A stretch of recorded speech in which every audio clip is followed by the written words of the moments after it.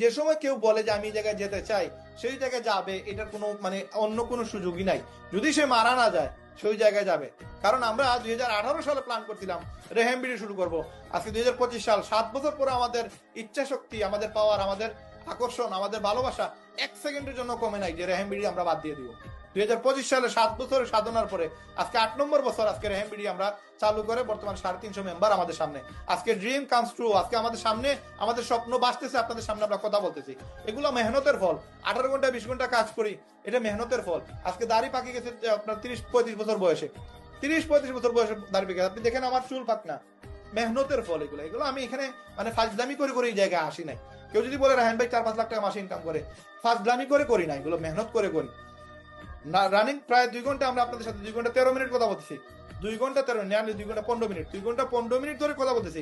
একটা সেকেন্ডের জন্য আপনি বলতে পারবেন যে রাহান ভাই রেস্ট নিছে।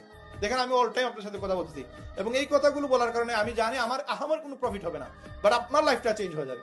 এবং আপনার একটা সিদ্ধান্তের কারণে আপনার জীবন পরিবর্তন হয়ে যাবে, আপনার পরিবারের জীবন পরিবর্তন হয়ে যাবে।